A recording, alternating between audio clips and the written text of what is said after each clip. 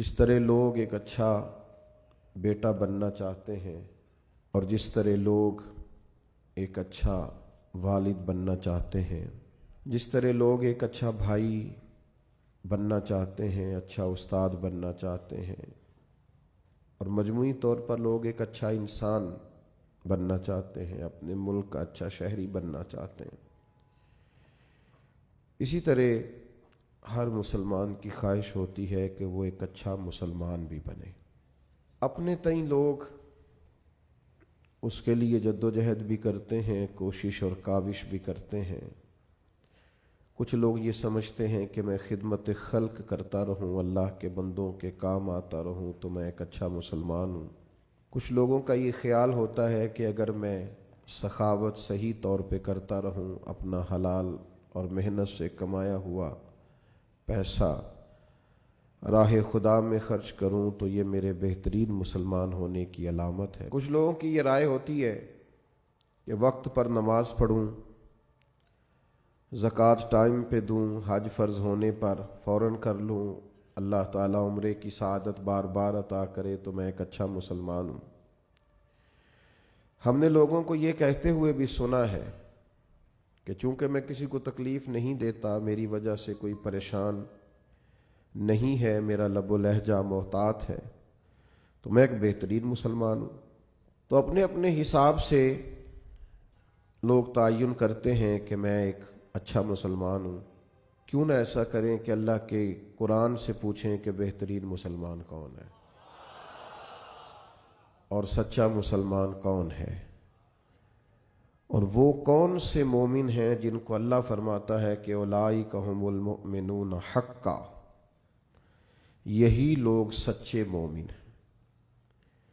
قرآن مجید کی سورہ انفال اللہ تعالیٰ نے ارشاد فرمایا، انما المؤمنون الذین اذا ذکر اللہ وجلت قلوبہم واذا تلیت علیہم آیاتہ زادتہم ایمانا وعلی ربہم یتوکلون۔ فرمایا وہی لوگ سچے مومن ہیں، وہی اصل میں ایماندار ہیں۔ الذین اذا ذکر اللہ وجلت قلوبہم، جب اللہ تعالیٰ کا ذکر کیا جائے تو ان کے دل ڈر جائیں۔ پہلی ان کی نشانی یہ ہے کہ مالک کے ذکر کے وقت اللہ کی عظمت و جلال کی وجہ سے ان کے دل کانپ اٹھتے، دل لرز جاتے ہیں ان کے۔ وَإِذَا تُلِيَتْ عَلَيْهِمْ آيَاتُهُ زَادَتْهُمْ إِيمَانًا، اور جب ان پر اللہ کی آیتیں پڑھی جاتی ہیں تو ان کا ایمان ترقی پاتا ہے اور مضبوط ہو جاتا ہے۔ وَعَلَىٰ رَبِّهِمْ يَتَوَكَّلُونَ، اور ان کی تیسری نشانی یہ ہے کہ وہ صرف اپنے رب پر ہی بھروسہ کرتے ہیں۔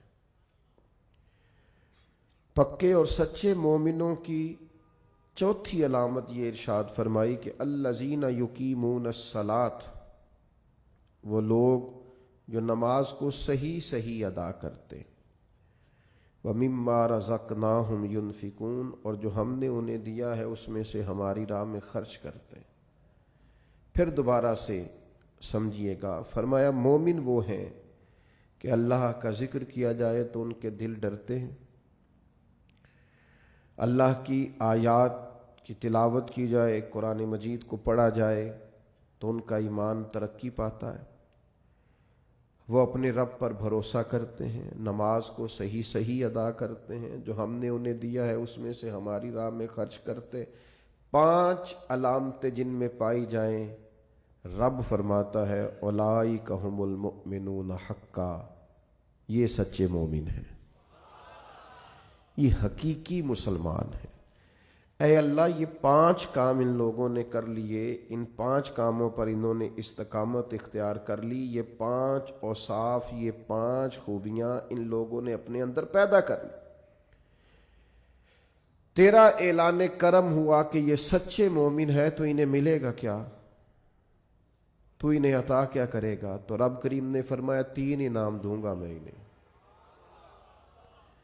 یہ 5 صفتیں اپنے اندر پیدا کریں تو 3 انعامات انہیں دیے جائیں گے۔ پہلا انعام یہ ہے کہ لہم درجات عند ربہم، ان کے درجے ان کے رب کے پاس ہیں۔ انہی کے لیے درجے ہیں ان کے رب کے پاس. معنی کیا ہے؟ اللہ دنیا میں بھی عزت عطا فرمائے گا اور آخرت میں بھی عزت عطا فرمائے گا. انہیں درجات ملے. دنیا میں بھی اللہ تبارک و تعالی ان کو وقار، شان، عزت، عظمت، بلندی اور رفعت عطا کرے گا. اور آخرت میں بھی 5 صفتیں جن میں پائی جائیں انہیں پہلی شان یہ ملے گی کہ اللہ کے حضور ان کے درجات ہوں گے. اور دوسرا ارشاد فرمایا ومغفرہ، اور اللہ ان کی بخشش بھی فرما دے گا.